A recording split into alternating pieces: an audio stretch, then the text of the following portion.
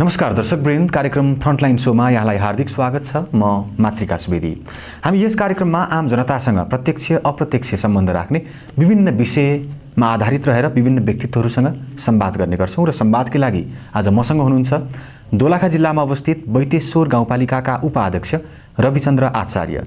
आज म आचार्यसँग उहाँको कार्यकालको समीक्षा गर्छु भने कोभिड-19 लाई लिएर बैतेश्वर गाउँपालिकाले अपनाएको सुरक्षा या नियन्त्रणका उपायहरू के हुन्, कोभिड-19 को असर अहिले गाउँपालिकामा कस्तो छ र आगामी कार्यकालको लागि उहाँहरूको प्रतिबद्धता या दृढता केमा केन्द्रित छ लगायतका विषयमा आधारित रहेर संवाद गर्छु। स्वागत छ कार्यक्रम फ्रन्टलाइन शोमा।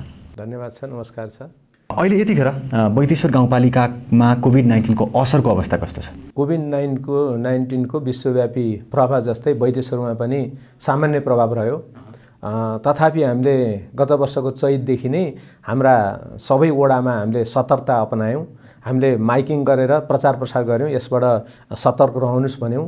अनि हाम्रा विभिन्न स्वास्थ्य जुन राज्यबाट तोकेको स्वास्थ्य मापदण्ड अपनाउनुहोस्, यो कोरोना चाहिँ खास केही होइन भनेर प्रचार प्रसार गऱ्यौँ।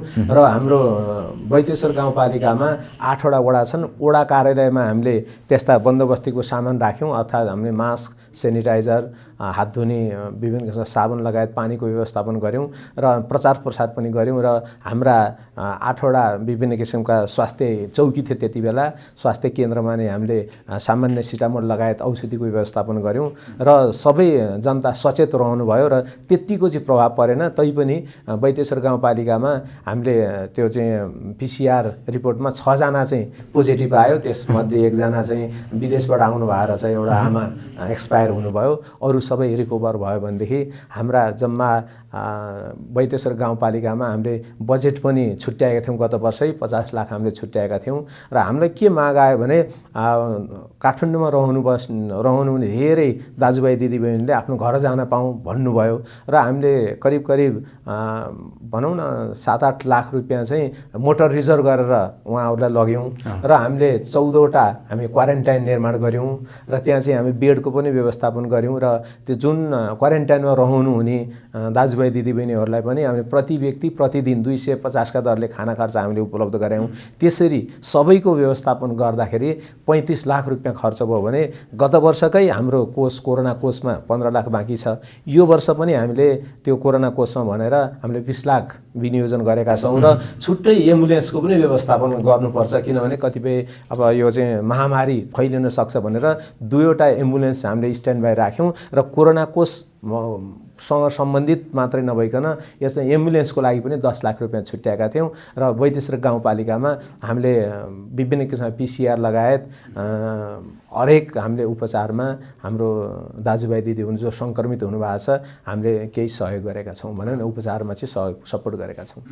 कोभिड-19 को असर व्यक्तिगत रूपमा त सबैलाई पर्यो, त्यसमाथि तपाईँहरू फ्रन्टलाइनमा खटिने जनप्रतिनिधिहरूलाई त पक्कै धेरै असर गर्यो।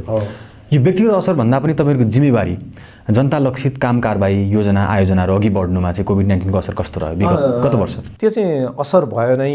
कतिपय काम कारबाही गर्नलाई हामीलाई अप्ठ्यारो भयो। तथापि हामीले चाहिँ बैतेश्वर गाउँपालिकाको कार्यालय पाण्डुडाँडामा हामीले कहिल्यै बन्द गरेनौँ। हाम्रा 8 वडाहरू चाहिँ खुले र जनताका कामहरू चाहिँ स्मुथली अगाडि बढे र हामी गत वर्ष नै हामी सफल भयौँ कि हाम्रो चाहिँ आर्थिक प्रगति, भौतिक प्रगति करिब 85% चाहिँ आर्थिक प्रगति भयो भने 90% भन्दा बढी भौतिक प्रगति भयो। गत वर्ष पनि हामी सफल भएका छौँ। भनेपछि कोभिड-19 ले अरू पालिकाहरूमा या अरू क्षेत्रमा जति असर गर्यो बैतेश्वरमा तपाईँहरूको कारणले त्यति असर गर्न दिनु भएन। हामीले चैत्रदेखि नै हामीले प्रचार प्रसार गऱ्यौँ। हाम्रा सबै वडा अध्यक्षज्यूहरूले माइकिङ गरेर हिँड्नुभयो।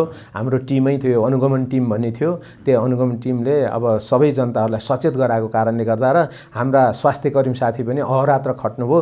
त्यसकारण चाहिँ त्यस्तो ठुलो दुर्घटना चाहिँ भएन। अब अलिकति यहाँको कार्यकालको समीक्षा गरौँ। यहाँहरूको नगर कार्यपालिकाको समग्र कार्यकालको समीक्षा गर्दाखेरि म यहाँको व्यक्तिगत जिम्मेवारीमा त पछि आउँछु। यहाँहरू निर्वाचित भएर आएपछि बैतेश्वर गाउँपालिकामा सडक र पूर्वाधारको क्षेत्रमा उल्लेखनीय रूपमा के कामहरू भए? बैतेश्वर गाउँपालिकाले पहिलो वर्ष अर्थात् हामी 74-75 मा पहिलो प्राथमिकता भूकम्पको कारणले गर्दा घर बन्न नसकेको अवस्थामा कृषि सडक भनेर पहिलो प्राथमिकता सडक निर्माण गऱ्यौँ। त्यसलाई चाहिँ हामीले फास्ट ट्र्याक पनि भन्यौँ र हामीले सबै वडा कार्यालयमा जोड्ने सडक पुर्याउनु पर्छ भनेर हामीले सडक पुर्यायौँ नि। अनि दोस्रो वर्ष हामीले अब कृषि तथा शिक्षा क्षेत्रमा चाहिँ लगानी गऱ्यौँ, किनभने हाम्रा नानी बाबुहरूले पठन पाठन राम्रो हुनुपर्छ, गुणस्तरीय शिक्षा प्राप्त गर्नुपर्छ भनेर नै हाम्रो दरबन्दी अभाव भएको विद्यालयहरूमा करिब 9 वडा त्यो आधारभूत तह र माध्यमिक तह गरी 9 वडा दरबन्दी चाहिँ हाम्रो आन्तरिक रूपमा क्रिएसन गऱ्यौँ, तयार गऱ्यौँ र त्यो दरबन्दी वितरण गऱ्यौँ र नानी बाबुहरूलाई करिब 40 लाख हामीले छुट्याएका थियौँ। यसरी आउन छुट्याए सडक र पूर्वाधारको क्षेत्रलाई पहिलो भयो। हजुर, त्यसमा के भयो? अनि सडकमा धेरै ठाउँमा सडकहरू निर्माण गऱ्यौँ र त्यहाँ चाहिँ माग चाहिँ के भयो भने अब सामान्य सडक खन्नेदेखि लिएर कालोपत्रेसम्मको चाहिँ माग भएको कारणले गर्दा गत वर्ष चाहिँ हामी करिब 3 किलोमिटर आन्तरिक स्रोतबाटै हामीले कालोपत्र गर्न सफल भयौँ भने करिब 700 मिटर चाहिँ ढलानै गऱ्यौँ, किनभने मैनापोखरी बजारमा अलिकति भूगोल भिरालो भएको कारणले गर्दा त्यहाँ पिच नअडिने भएको कारणले गर्दा ढलान गऱ्यौँ, हामीले सुरु गऱ्यौँ। त्यस पछाडि अब अन्य पूर्वाधारमा चाहिँ अब विभिन्न किसिमका अब स्वास्थ्य केन्द्र निर्माण गर्नको निम्ति भनेको त्यहाँको भौतिक पूर्वाधार विकास गर्न चाहिँ हामीले प्रयास गऱ्यौँ र हामीले कृषि क्षेत्रमा पनि लगानी गऱ्यौँ। समग्रमा बैतेश्वर गाउँपालिकाको भौतिक पूर्वाधारमा चाहिँ हामीले जोड दिएका थियौँ पहिलो वर्ष। अनि दोस्रो वर्ष शिक्षामा लगानी गऱ्यौँ, मैले अघि नै निवेदन गरेँ कृषिमा। अनि तेस्रो वर्ष चाहिँ स्वास्थ्यमा लगानी गऱ्यौँ, किनभने हामीलाई समस्या थियो कि बैतेश्वर गाउँपालिकामा एउटा पनि अस्पताल थिएन। त्यहाँ चाहिँ 5 वटा स्वास्थ्य केन्द्र थिए, 3 वटा सामुदायिक स्वास्थ्य इकाइहरू चाहिँ थिए भने बैतेश्वर अस्पताल चाहिँ हामीले त्यहाँ भनौँ न त्यहाँका दानवीरहरूले पहिल्यै हामीलाई उपलब्ध गराउनु भयो 6 रोपनी जग्गा। यो वर्ष मात्रै हामीलाई चाहिँ 4 रोपनी जग्गा उपलब्ध गराउनु भयो, भर्खरै हामी दान प्राप्त गरिसकेका छौँ। त्यसैले अनि हामीले चाहिँ त्यो क्षेत्रमा स्वास्थ्यको विकास होस् अथवा हाम्रो उद्देश्य चाहिँ प्रत्येक 1-2 किलोमिटरभित्र एउटा स्वास्थ्य केन्द्र चाहिँ होस् भन्ने हामीले सोचेका छौँ। त्यसैले गर्दा हामीले अस्पताल बैतेश्वर अस्पताल हामीले राख्न सफल भयौँ। त्यहाँ हिमालयन केयर ह्यान्ड्स अस्पताल भन्ने थियो, हाम्रो स्वामित्व सबै पालिकालाई हस्तान्तरण गर्नुभयो। हामीले एमबीबीएस डाक्टर पनि राख्यौँ र हामीले त्यहाँ चाहिँ अब स्वास्थ्य प्राविधिक पनि राखेका छौँ। अहिले के सुविधा उपलब्ध छ त्यो अस्पतालमा? अहिले त डाक्टर एमबीबीएस डाक्टर हुनुहुन्छ।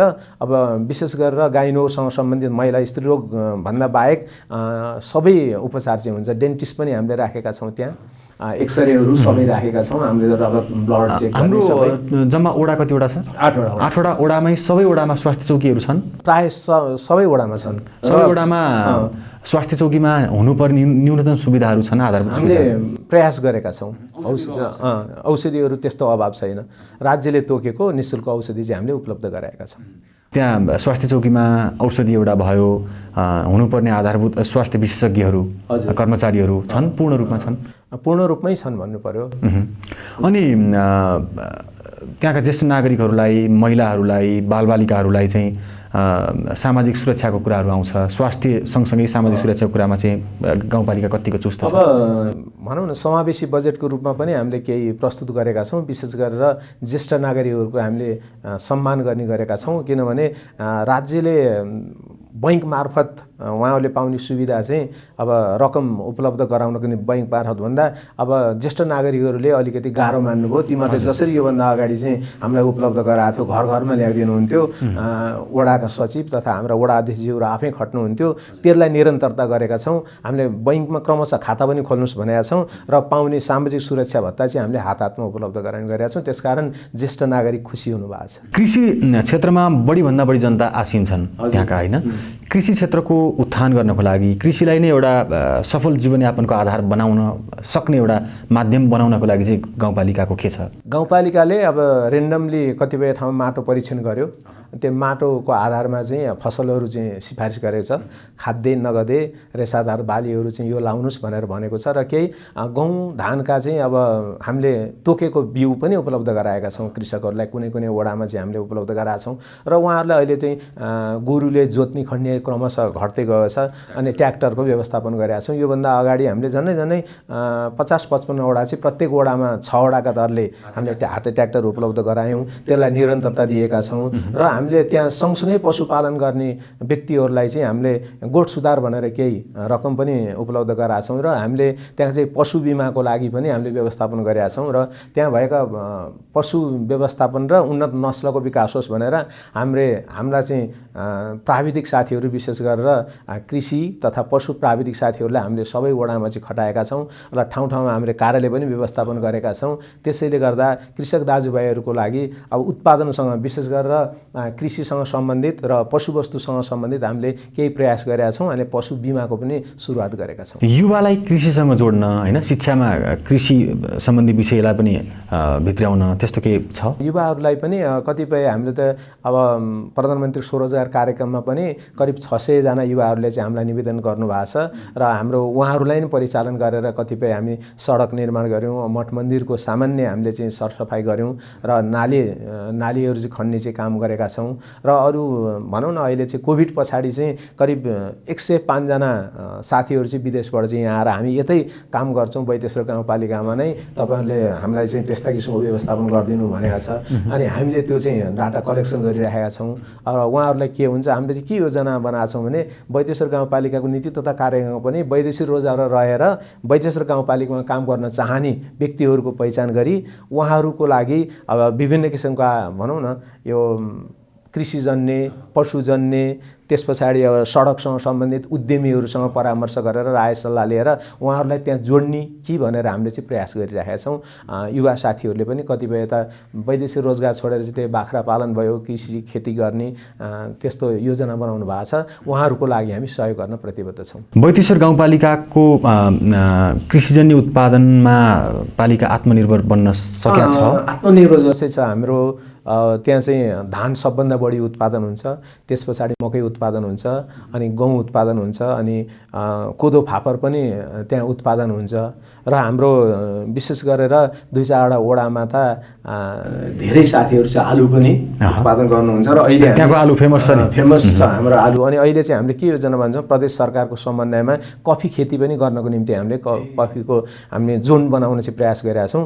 केही बजेट पनि प्राप्त भएको छ र समग्र हामीले चाहिँ के योजना बनायौँ भने गत वर्ष नै 2 वर्ष अगाडि नै 1 रोप पनि जग्गा कसैले बाँझो राख्यो भने पेनाल्टी बुझाउनुपर्छ भनेर नि भनेका छौँ। हामीले उहाँहरूलाई इन्स्पायरिङ गरेको पैसा लिनुभन्दा पनि बाँझो राख्नु हुँदैन भनेको थियो। त्यो अहिले कोभिड पछाडि सबै चाहिँ विदेश र स्वदेशमा रहेका सहर बजारमा रहेका सबै बैतेश्वरमा जानुभयो र अहिले कहीँ पाखोबारी बाँझोबारी देखिँदैन, सबैले उत्पादन गर्नुभयो। त्यो खुसी छौँ हामी। हाम्रो योजना चाहिँ अप्रत्यक्ष रूपमा चाहिँ सफल भएको चाहिँ हाम्रो अनुभूति भएको छ। कोभिडको सकारात्मक असर पनि हो यो।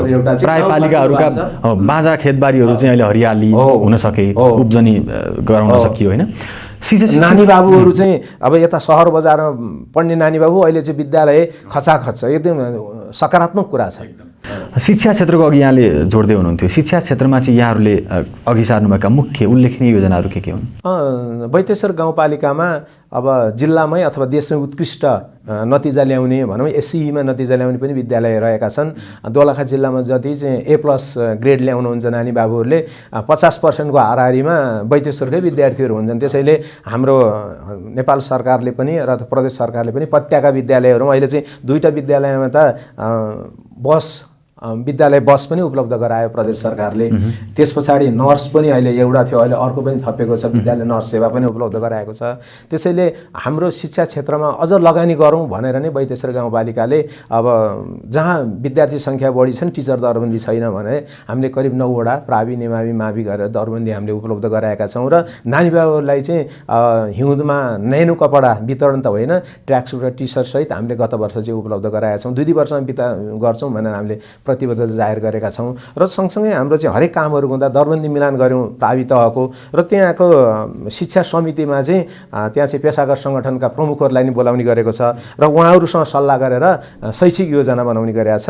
त्यसकारण पनि शिक्षा क्षेत्रमा नि हामी अलि अब्बलै काम गरेका छौँ जस्तो अनुभूति भएको छ। 72 सालको भुइँचालोले शिक्षा क्षेत्रमा ठुलो असर पुर्यायो, विद्यालय भवनहरू भत्कायो, सबै बने पालिकाभित्र प्राय बनिसक्यो। त्यो झन्डै 80% चाहिँ विद्यालय भने ठुला विद्यालय माध्यमिक विद्यालय चाहिँ वैदेश्वर गाउँपालिकाभित्र 8वटा छन्। उच्च मावि भनौँ न 11-12 चलाएको पनि त्यहाँ चाहिँ 5वटा छन्। कलेजहरू 2टा छन्। सबै तिनीहरूको चाहिँ बनिसक्यो भने आधारभूत विद्यालयहरू पनि बनिसक्यो। अहिले दुर्भाग्य फेरि कोभिड-19 पछि चाहिँ विद्यालयमा चाहिँ 6-7 महिना भयो यति कठिन भएको छ। विद्यालय खोल्न चाहिँ हामी अभिभावकहरूलाई इन्स्पायरिङ गऱ्यौँ अलि अगाडि। त्यो सामाजिक दूरी कायम गरेर भनौँ न राज्यले तोकेको मापदण्डको आधारमा त्रास त्यस्तै छ। फेरि एकजनालाई कोरोना भयो भनिसके पछाडि विद्यालय बन्द गर्नुपर्ने अवस्था छ। नानी बाबुहरूको पठन पाठन चाहिँ बिग्रेको छ। किनभने सबै ठाउँमा इन्टरनेटको पहुँच नभएको कारणले गर्दा सबै नानी बाबुलाई जुम मार्फत अथवा नेट मार्फत पठन पाठन गराउन सकेको छैन। केही रेडियो ट्युसनको रूपमा चाहिँ हामीले पढायौँ तैपनि सबैले रेडियो सुन्ने भएनन्। अलिक कठिन छ। तैपनि कतिपय विद्यालयहरूले अब त्यो चाहिँ सिकाइ सहजीकरण गर्न प्रयास गर्नुभएको छ। शिक्षा क्षेत्रमा अबबाट सरकारले या संविधानले चाहिँ स्थानीय पाठ्यक्रम पनि लागू गर्न सक्ने भनेर तपाईँहरूले अधिकार दिएको छ। वैदेश्वर गाउँपालिकामा पाठ्यक्रम त्यस्तो केही तयार हुँदैछ। हामीले बजेट पनि छुट्याएका छौँ र समिति पनि गठन गरिसकेका छौँ। यही अब आगामी वर्ष वैशाख 1 गतेदेखि आधारभूत तहसम्म भनेको 8 कक्षासम्म चाहिँ तोकिएको स्थानीय पाठ्यक्रम बनाउने हामी योजनामा छौँ र हामीले त्यहाँ शिक्षा अधिकृतलाई र पेसागत सङ्गठनको साथीहरूलाई नै हामीले आह्वान गरिसकेका छौँ। यो आगामी वर्ष शैक्षिक सत्रमा चाहिँ त्यो कार्यान्वयन। तपाईँ आफै लामो समयदेखि झन्डै 4 दशक शिक्षा क्षेत्रमै आबद्ध भएर 38 वर्ष शिक्षा क्षेत्रमै सक्रिय भएर लाग्नुभयो। यहाँलाई शिक्षा क्षेत्रको नाली बेली गुदी सबै थाहा छ। वैदेश्वर गाउँपालिकामा चाहिँ शिक्षा क्षेत्रको सुधारको लागि तपाईँले व्यक्तिगत रूपमा गर्नुभएको पहल के हो? हरेक ठाउँमा चाहिँ नानी बाबुलाई सकारात्मक रूपमा लिनुपर्छ। टिचर साथीहरूलाई इन्स्पायरिङ गर्नुपर्छ। त्यहाँ गएर चाहिँ हामीले अब अनुगमन गर्दा अथवा त्यहाँ देखिएका कुराहरू चाहिँ सकारात्मक रूपमा उहाँहरूलाई यस्तो परिवर्तन गर्नुहोस् भनेर भन्छौँ हामी। र गुणस्तरीय शिक्षाको लागि पाठ्यक्रम पर्याप्त छैन, हिडेन कुराहरू पनि सहजीकरण गर्नुपर्छ। त्यसैले एउटा टिचरले चाहिँ पाठ्यपुस्तक र पाठ्यक्रम मात्रै सिकाउने होइन कि अब भनौँ न थुप्रै कुराहरू अब एक्स्ट्रा करिकुलर एक्टिभिटिज पनि सिकाउनु पर्यो। नानी बाबुहरूको चाहिँ क्षमता पहिचान गर्नु पर्यो। त्यसका आधारमा चाहिँ सहजीकरण गर्नुपर्छ। अनि मात्रै चाहिँ नानी बाबुले कुनै एउटा पेसा पौडिन्छ।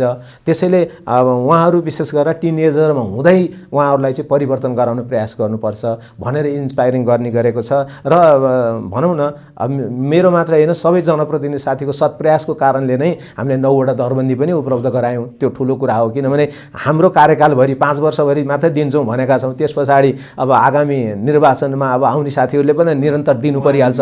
किन दिनुपर्छ भनेदेखि त्यहाँ चाहिँ समस्याको आधारमा हामीले त्यहाँ दरबन्दी उपलब्ध गराएका छौँ। अहिले त्यो रिजल्ट ती विद्यालयको एकदम राम्रो भएको छ, एडभान्स हुँदैछ। एडभान्स भएर फेरि त्यसलाई चाहिँ ब्याक गर्न मिल्दैन, अगाडि नै लानुपर्छ जस्तो लाग्छ मलाई। पहाडी भेग होइन, लगभग उच्च पहाडी भेग नै पर्छ वैदेश्वर। शिक्षा प्राप्तिको लागि विद्यार्थीले घन्टौँसम्म हिँड्नुपर्ने बाध्यता पनि सायद छ त्यहाँ। सबभन्दा बढी टाढासम्म कति घन्टा जति हिँड्नु पर्ला विद्यार्थीले? सबभन्दा बढी झन्डै 1-2टा वडामा 6 नम्बरको एउटा त्यस्तो ठाउँ छ। अब जनजाति त्यसपछि दलित बस्तीहरूका मान्छेहरू चाहिँ अलि आधा घन्टा 45 मिनट हिँड्नुहुन्छ। आफ्नो क्याचमेन्ट एरिया चाहिँ सहजै छ जस्तो लाग्छ। 10-15 मिनट। त्यो 8वटा वडामा जम्मा अहिले चाहिँ 28वटा विद्यालय छन्। 30वटा बाल विकास केन्द्रहरू रहेका छन्। अघि नै मैले निवेदन गरेँ 2वटा कलेजहरू छन्। त्यसले गर्दा अब बाल विकासदेखि लिएर स्नातकसम्म चाहिँ वैदेश्वर गाउँपालिकाले जनशक्ति उत्पादन गरेर छ। त्यसलाई गौरव लाग्छ। किनभने मैले कलेज पढ्दाखेरि अब खाडी चौरसम्म हिँडेर बस चढेर आउनु पर्थ्यो। डिप्लोमा पढ्दा त्यस्तै कठिन थियो, डिग्री गर्दा त्यस्तै कठिन थियो। भने अहिले डिप्लोमा डिग्री पढ्नको निम्ति चरिकोटमा छ, चरिकोट क्याम्पसै छ, गौरीशङ्कर क्याम्पसै छ भनेपछि यति सुविधा भएको छ। त्यसैले गर्दा अहिले भनौँ न निरक्षर साह्रै कम छन् जस्तो लाग्छ मलाई। तपाईँ आफै शैक्षिक व्यक्तित्व, सबैको गुरु, पक्कै शिक्षा क्षेत्रमा राम्रै हुन्छ। पर्यटकीय सम्भावना बोकेको पनि पालिका हो। पर्यटकीय क्षेत्रको प्रवर्धनको लागि यसको चाहिँ विकासको लागि केही योजनाहरू छ? वैदेश्वर गाउँपालिकामा अब तामाकोसीको किनारदेखि लिएर हनुमन्ते डिलसम्म चाहिँ पर्यटकहरू जानुपर्ने ठाउँ छ। किनभने हाम्रो त्रिवेणी धाम भनौँ न एसियाकै प्रसिद्ध छ, इन्डियामा पनि चाहिँ चर्नावती छोडेर किन यहाँ आऊ भन्छन्, त्यस्तो ठाउँ पनि हाम्रो बैतेश्वर गाउँपालिकामा रहेको छ। त्यस पछाडि त्यहाँ चाहिँ हनुमन्ते पनि छ, बैतेश्वर कैलेश्वर, त्यस पछाडि हाम्रा विभिन्न गुफाहरू पनि रहेका छन्, त्यहाँ गुम्बाहरू निर्माण हुँदैछन्, त्यहाँ चाहिँ अब विभिन्न किसिमका बुद्धहरूका स्ट्याचुहरू पनि ठाउँ ठाउँमा बन्दैछन् र अहिले हनुमन्तेश्वरमा हामीले गुरु योजना पनि तयार पारिसकेका छौँ र हामीले विभिन्न क्षेत्रबाट चाहिँ ट्र्याक पनि खोल्ने र हाम्रो चाहिँ अब बाटो लाने प्रयास गर्दैछौँ र त्यहाँ चाहिँ धेरै व्यक्तिहरू चाहिँ हनुमन्ते जान चाहनुहुन्छ। त्यहाँ चाहिँ अब सिद्धाको थान पनि छ र जडीबुटी उत्पादन गर्ने पनि त्यहाँ ठाउँ छ, प्रबल सम्भावना भएको छ। वडा नम्बर 3 र 4 चाहिँ करिब 3000 फिटसम्मको ठाउँ रहेको कारणले गर्दा अब त्यहाँ धेरै राम्रो छ जस्तो लाग्छ। यसको प्रवर्धनको लागि काम गर्दै हुनुहुन्छ। गाउँपालिकामा तपाईँको अनुभवले चाहिँ भोग्नु परेको चुनौतीहरू खास के हुन् यो काम गरिराख्दा? प्रशस्तै छन्, थुप्रै चुनौतीमा पनि केही हामीले चाहिँ अब त्यसलाई अब न्यूनीकरण गर्न प्रयास गरेका छौँ। पहिलो चुनौती बैतेश्वर गाउँपालिकामा हामी निर्वाचित भएपछि 8 जना प्रमुख प्रशासकीय अधिकृत स्वागत र बिदाई गरिसक्यौँ, जबकि 6 महिनामा परिवर्तन हुँदा एउटा चुनौती जस्तो लागेको छ। खास कारण अब सङ्घीय मामला मन्त्रालयबाट चाहिँ अब पठाउने फेरि ब्याक गर्ने जस्तो छ, कम्तीमै 1 वर्ष राख्नुपर्छ। मेरो मान्यता चाहिँ के भने अब बजेट प्रस्तुत हुन्छ, बजेट प्रस्तुत भइसके पछाडि त्यसलाई प्रमाणीकरण गरेर अध्यक्षले प्रमाणित गरेर प्रमुख प्रशासकीय अधिकृतलाई दिइसके पछाडि त्यो भनौँ न प्राविधिकलाई दिइसके पछाडि त्यसलाई कार्यान्वयन गर्ने पनि त्यहाँ चाहिँ प्रमुख प्रशासकीय अधिकृत हो नि त। उहाँहरू नै चेन्ज भइरहँदाखेरि अलिक योजना बनाउनु चाहिँ अप्ठ्यारो एउटा छ। अर्को मेरो महत्त्वपूर्ण काम चाहिँ न्यायिक समिति रहेछ। न्यायिक समितिमा अहिले इजलास बनायो भने इजलास बनाएका छौँ। इजलास चाहिँ मिनी इजलासै छ त्यहाँ, किनभने बहस गर्नुपर्छ, त्यहाँ कर्मचारीको अभाव छ। जबकि अब 3 जना हामी चाहिँ कानुनी ब्याकग्राउन्ड छैनौँ, त्यसैले त्यो दोस्रो समस्याको रूपमा छ। अनि जनताका माग प्रशस्तै सामान्य बाटोदेखि पिचसम्म गर्ने भनेर छ, स्रोतको अभाव छ। हामी चाहिँ सङ्घ र प्रदेशबाट चाहिँ आएको बजेटलाई चाहिँ हामी भर पर्नु परेको छ, हाम्रो आन्तरिक स्रोत चाहिँ कम भएको छ। सँगसँगै हाम्रो चाहिँ कार्यकुशलता भनौँ त्यहाँ भएका सबै कर्मचारी र जनप्रतिनिधिहरूको सत्प्रयास हुँदाहुँदै पनि विभिन्न कारणले गर्दा अलिकति पछि परिएको छ जस्तो लाग्छ। ती चुनौतीका सामना गर्दै हामी चाहिँ अगाडि बढेका छौँ। यसमा तपाईँहरूलाई संविधानले दिएको संविधान प्रदत्त अधिकार चाहिँ प्रत्यायोजनको लागि, अधिकार चाहिँ कार्यान्वयनको लागि चाहिँ तपाईहरू त राजनीतिक ब्याकग्राउन्डबाट हुनुहुन्छ, त्यो हुने त्यो स्वाभाविक हो। तपाईँहरूको शीर्ष नेतृत्वबाट या सङ्घ या प्रदेशका नेतृत्व तहबाट त्यस्तो दबाब आउने, यो काम गर या नगर भन्ने त्यस्तो अवस्था छ कि छैन? त्यस्तो त हुँदैन। अब बैतेश्वर गाउँपालिकामा नीति तथा कार्यक्रम प्रस्तुत गरिसकेपछि बजेट बन्छ। अब यो वर्ष नै हाम्रो 77-78 को लागि चाहिँ हामीले 179 वटा चाहिँ आयोजनाहरू त्यहाँ चाहिँ विनियोजन गरेका छौँ रकम। त्यसमा चाहिँ अब त्यो नियमअनुसार चाहिँ कतिपय हामी अब ई-बिडिङ गरेर हामी टेन्डरमा आह्वान गर्छौँ, त्यो सबै हामी चाहिँ नेटमा हाल्छौँ, इन्टरनेटमा हाल्छौँ, त्यसअनुसार नै हामी काम गर्छौँ। भने कतिपय उपभोक्ता समितिले चाहिँ काम गरे हुन्छ, उपभोक्ता समितिलाई पनि हामी 3 पटक चाहिँ अनुगमन गर्छौँ। सुरुमा कुनै ठाउँको आयोजना प्रस्तुत गर्दा त्यहाँ भूगोल मिल्छ कि मिल्दैन, त्यहाँ उपयुक्त ठाउँ हो कि भने त्यो मूल्याङ्कन गर्छौँ। त्यस पछाडि काम गर्दा गर्दै जान्छौँ र अनि काम सकेको उहाँहरूले चाहिँ सार्वजनिक सुनाइ गरिसके पछाडि पनि हामी जान्छौँ र त्यहाँ चाहिँ फाइनल उहाँहरूलाई चाहिँ बजेट हाम्रो तोकिएको बजेट चाहिँ उपलब्ध गराउँछौँ। त्यसैले त्यस्तो किसिमको दबाब त दिएर पनि हुँदैन, सम्भवै छैन। दबाब दिएर त्यो दबाब अनुसार चाहिँ जनप्रतिनिधिले काम गर्नै सक्नुहुन्न, त्यसैले दबाब छैन। त्यहाँ चाहिँ सबै 8वटै वडा छन्, वडा अध्यक्ष र त्यहाँका 5 जना अरू 4 जना सहित 5 जना साथीहरूले उपभोक्ता समिति बनाउनुहुन्छ, त्यसको सिफारिस गर्नुहुन्छ र हाम्रो योजना शाखा र हाम्रो चाहिँ त्यहाँ चाहिँ प्रमुख प्रशासकीय अधिकृतले सम्झौता गर्नुहुन्छ। सम्झौता भइसके पछाडि हामी अनुगमन गर्छौँ, त्यस पछाडि उहाँहरूलाई अगाडि प्रक्रिया अगाडि बढाउँछ। कानुन निर्माणको पाटो चाहिँ कतिको चुस्त छ? बन्नुपर्ने कानुनहरू बनिसक्यो कि बाँकी छ? कतिपय हाम्रो चाहिँ बैतेश्वर गाउँपालिकामा 22-24 वटा चाहिँ ऐन, नियम, विधि, कार्यविधि बनाएर चाहिँ अगाडि बढाउँछ। हामीलाई चाहिँ कानुनले अवरोध गरेको छैन। हामीले आवश्यक पर्ने कानुनहरू निर्माण गरिसकेका छौँ र त्यो हामीले चाहिँ राजपत्र भनेर चाहिँ हामीले त्यहाँ चाहिँ प्रकाशन पनि गरेका छौँ। त्यसैले हामीलाई त्यो समस्या चाहिँ छैन। गाउँपालिकामा तपाईँ अध्यक्ष र तपाईँ फरक दलबाट निर्वाचित हुनुहुन्छ, काम गर्न कतिको कठिन हुँदो रहेछ क्या? सहज यस्तो हुन्छ, जनप्रतिनिधि भएपछि अब जो जताबाट जितोस् अब 5 वर्षको लागि हामीलाई म्यान्डेट दिएको हो, जनताले दिएको हो। अब त्यो गाह्रो हुन्छ नि त, राजनीति गर्यो भने गाह्रो हुन्छ, किनभने त्यो वडामा सबै दलका मान्छेहरू हुन सक्छन्।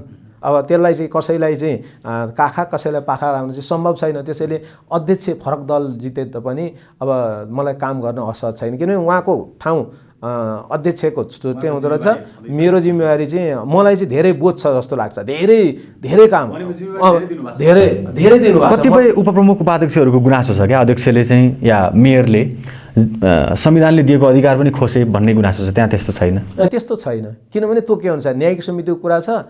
अनि अहिले अपाङ्गता परिचय पत्र वितरण गर्ने त्यहाँ चाहिँ व्यवस्थापनको संयोजक छ। अहिले हामीले चाहिँ झन्डै 90% अपाङ्गलाई परिचय पत्र वितरण गरिसकेका छौँ। दोलखा जिल्लामै छिटो काम गरेका छौँ हामीले, परिचय पत्र पनि वितरण गऱ्यौँ हामीले। अब 4 प्रकारको एउटा रातो, निलो, पहेँलो र सेतो 4 प्रकारको हामीले परिचय पत्र दियौँ, पहिचान गरिसकेका छौँ हामीले।